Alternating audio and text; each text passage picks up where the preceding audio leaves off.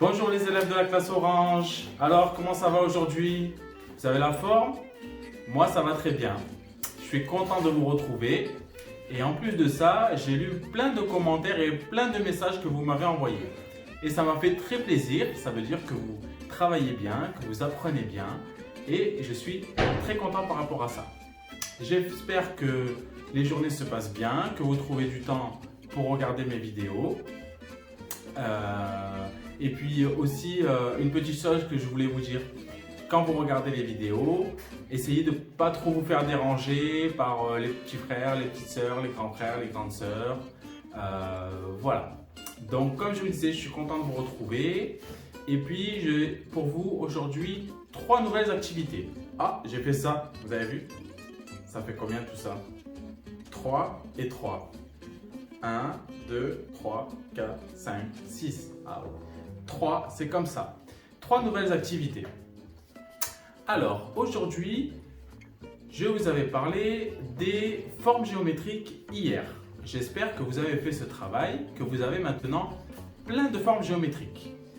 Avec ces triangles, ces cercles, ces rectangles et ces carrés, vous allez pouvoir faire un petit jeu. Ce petit jeu, il est très facile. Vous allez prendre donc ces formes géométriques, vous cachez derrière quelque chose, vous mettez vos formes géométriques et vous devez décrire, c'est-à-dire raconter à la personne qui est en face ce que vous avez fait comme dessin avec vos formes géométriques. Et le but, celui qui gagne, c'est celui qui arrive à bien décrire.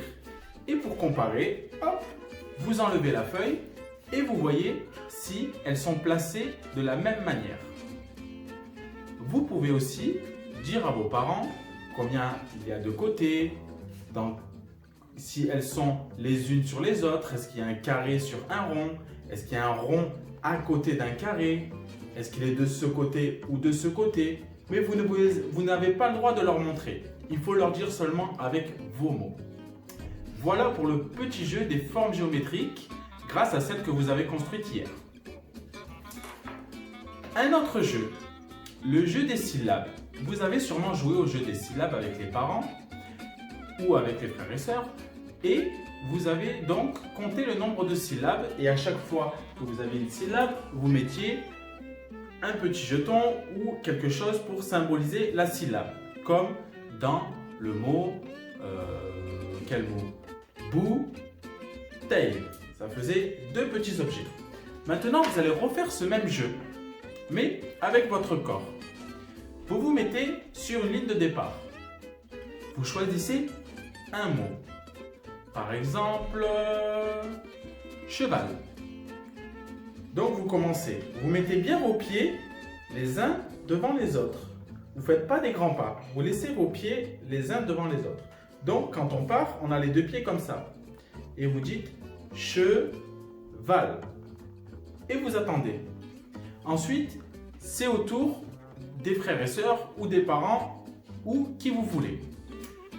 Pareil, ils choisissent un mot. Donc un autre mot, je donne un exemple. Ils sont comme ça. Sac. Ah, sac, il n'y a qu'une syllabe, donc on n'a le droit de faire qu'un pas. Donc, pour chaque syllabe, vous faites un pas. Et le but du jeu, c'est d'arriver le premier au mur. Sans tricher, bien sûr. Il faut donc choisir des mots plus longs pour avoir beaucoup de syllabes. Mais un mot chacun et chacun son tour. Voici pour la deuxième activité. Pour la troisième activité, celle-ci, elle va vous prendre un peu plus de temps. En effet, parce qu'il va falloir dessiner quelque chose de magnifique et ensuite écrire une phrase. Ce dessin, il évoquera, donc il représentera, ce sera le dessin du printemps. Ah, mais qu'est-ce que c'est le printemps? Alors, vous ne savez pas? Eh bien, on va faire quelque chose. Les élèves qui savent ce que c'est le printemps, vous allez dire à vos parents toutes les choses qui vous viennent dans la tête quand vous pensez au printemps.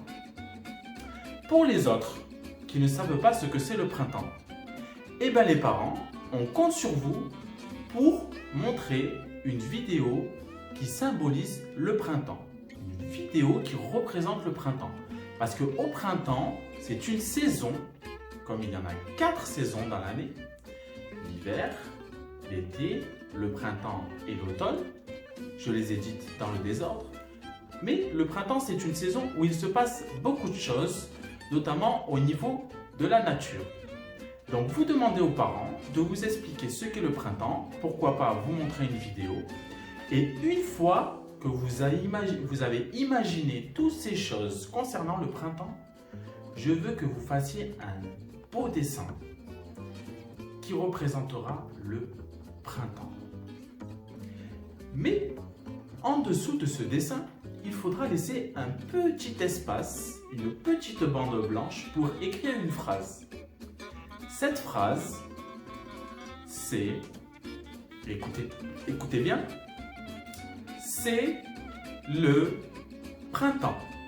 Donc, vous allez me dire combien il y a de mots dans cette phrase, vous le direz aux parents, vous direz combien il y a de syllabes dans printemps, et vous écrivez donc cette phrase en respectant bien la bande blanche à l'intérieur de cette bande blanche avec toutes les lettres que vous savez déjà écrire. Et vous aurez fini le travail. Vous pourrez peut-être m'envoyer des photos si vous le pouvez. Si vous ne pouvez pas, c'est pas grave. Vous le mettez de côté et puis vous me le montrerez quand on se reverra. Donc, voici les activités de la journée. Ça m'a fait plaisir de vous retrouver. Je vous dis à demain et d'ici là, travaillez bien et apprenez bien. Bye bye!